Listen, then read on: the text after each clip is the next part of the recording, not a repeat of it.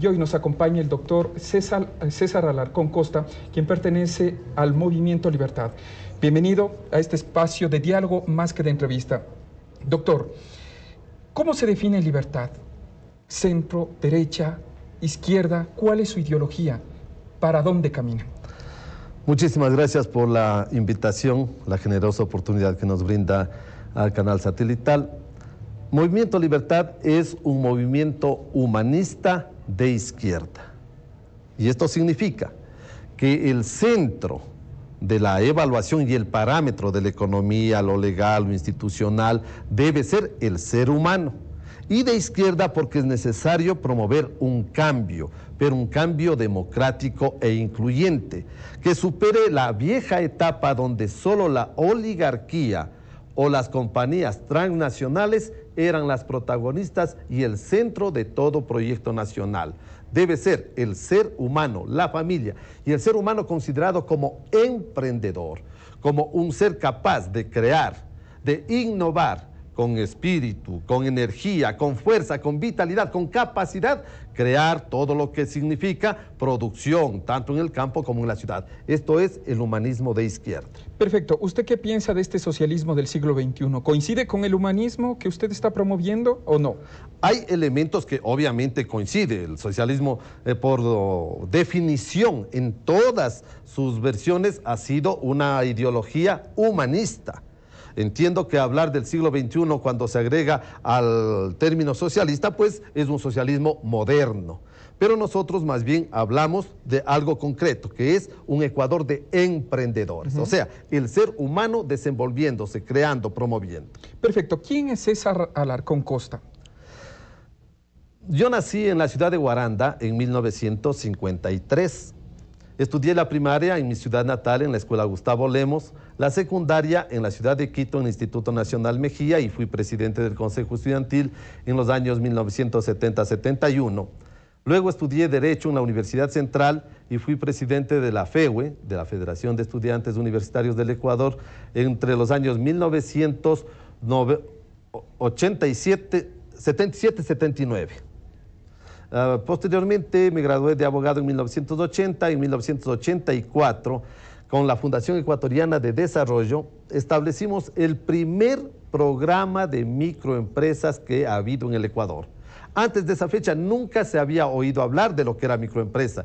Recién nosotros en esa época empezamos con lo que es capacitación, asesoría, pequeños créditos a los vendedores ambulantes, a las tienditas. Antes solo estaban a expensas del chulquero. El banco era inaccesible. Nosotros empezamos con esto y han sido 23 años de conocer a mujeres y a hombres de todo el Ecuador con su ímpetu, con su capacidad de trabajo, y eso nos ha llevado ahora a participar en este proceso electoral con un propósito: participar en la estructuración de la nueva Carta Fundamental para que en ella se supere las limitaciones o las tergiversaciones perversas como las que existe en la Constitución vigente. Ya vamos a llegar a eso, mi estimado doctor. Perfecto. ¿Usted no se considera un chulquero? No, de ninguna manera. Para Nosotros nada. damos capacitación y asesoría. Ustedes, pero dan créditos. Pero de $200 ya a los pequeños negocios, claro. Pero dígame, ¿y a usted cómo le ha impactado esta situación y estas reformas que se realizaron en el Congreso Nacional a propósito de las tasas de interés? ¿Cómo pretender que un microempresario pueda surgir con 30, 40% de tasas de interés, doctor? Eso es lo absurdo. Es que nosotros tenemos una banca que se maneja solo en las variables financieras en beneficio propio. Y de grandes empresas. De sus accionistas, obviamente. Y esto realmente destroza la economía nacional. ¿Y cuál es la diferencia con ustedes? Bueno, nosotros no exigimos lo que exige la banca, por ejemplo, las garantías reales. Nosotros fuimos los primeros que empezamos con solo garantía personal cuando nadie quería confiar en la microempresa. Nosotros asumíamos el riesgo ante el banco y nosotros subdistribuíamos los pequeños créditos en las tienditas de barrio o los vendedores ambulantes. Es decir, que ustedes no tienen nada que ver con ese tipo de banca. No. La banca de usura. No, de ninguna manera. Pero entonces, con ese Congreso, ¿qué debemos hacer, doctor?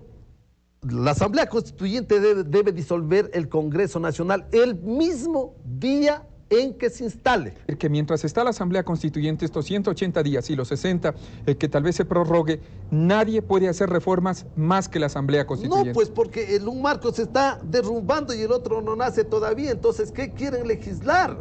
A la casa, entonces. Pero, Doctor, necesito rápidas respuestas a lo que le voy a preguntar, porque no es que solo vamos a hablar del Ecuador de emprendedores, sino también tenemos otras situaciones como la base de Manta. debe salir. Convemar. Traición a la patria. Autonomías. No puede darse la división territorial. Las autonomías no son urgencia. Eso es una pretensión social cristiana. El Ecuador es uno y hay que defender la unidad nacional. Pero ¿y hasta cuándo vamos a seguir con tanta provincia? El problema no son las provincias, es la corrupción. Levantar esta cortina de humo para que la gente se distraiga discutiendo. Lo de la regionalización es solo ocultar al monstruo de la corrupción. Perfecto. ¿Quién ha dicho que las 22 provincias son malas? Nadie. Pero que se unan. Claro, un solo Ecuador, manejado con un liderazgo que maneje como buen padre de familia, atendiendo a todo. ¿Gobernadores o prefectos? Eso hay que unificar. Ahí hay un ¿Uno solo? Sí. ¿Uno solo? Uno solo y de elección popular. Perfecto. ¿Qué hacemos con el monopolio político?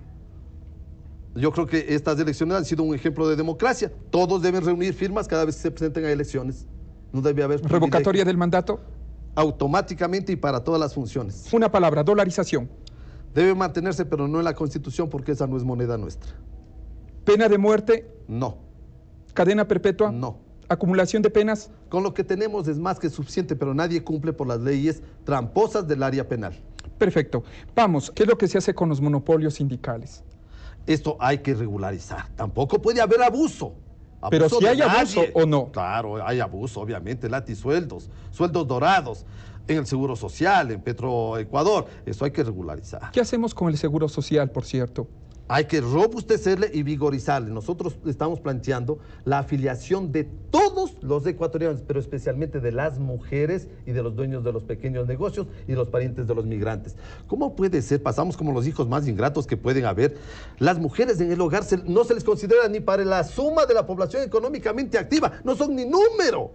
Nosotros creemos que hay que afiliar. Las mujeres son las primeras en levantarse en la casa y las últimas en acostarse. Y cuando se enferman no tienen a quién recurrir. Y cuando les agarra los años y entran en la tercera edad, es inhumano. Nadie les ve. Entonces, ¿cuál es nuestra propuesta? Ellas tienen que estar afiliadas. Y para eso debe ir parte de la renegociación del petróleo y las telefónicas. Para afiliar a todas las mujeres. Robustecer el seguro, ampliar sus servicios y volverle óptima corrigiendo sus errores. ¿Fuerzas Armadas? No hay que darles el voto. Eso sería pervertir la disciplina y la lealtad que deben tener las Fuerzas Armadas. ¿Que ingresen los homosexuales a las Fuerzas Armadas? Yo creo que hay gente que se ha dedicado a ver mucha televisión y mucha película y creen que lo que sale en las películas de Hollywood es parte de la realidad ecuatoriana. Por favor, esto es una ridiculez. En el Ecuador el tema central no son los gays, el tema central es la corrupción y el desempleo. Enfoquémonos en eso, es una constitución para el Ecuador, no para Holanda. Que en Holanda permitan eso, la drogadicción está bien, pero en Holanda... Doctor, pues, ¿qué hacemos, por favor, con el tema de las Fuerzas Armadas? ¿La Policía Nacional debería estar dentro de las Fuerzas Armadas? Ese ha sido un tema que se discutió mucho en la anterior Asamblea Constituyente. Yo creo que la naturaleza de las dos instituciones son separadas. La una es Fuerzas Armadas para la seguridad y la soberanía, y la otra es más bien Policía Civil para el cuidado que se mantenga así. Seguridad. Sí. Ya, tercerización. Hoy sí, una sola palabra. Eliminar. Aborto. No. Eutanasia. No. Dígame, por favor, ciencia. Lo que hay que dar a la gente. Cultura. Compartir y desarrollar y rescatar la cultura nacional. Tecnología. Compartir y abrir las puertas para todos. Propiedad intelectual. Defenderla, pero en la medida en que eso no signifique matar los negocios de los pobres. Derechos colectivos. Sustentables y desarrollables. Rafael Correa.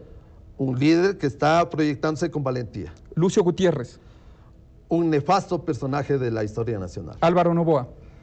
Un tico con plata, pero nada más. Yamil Maguad. El peor de los presidentes que ha habido en el Ecuador. León Febres Cordero.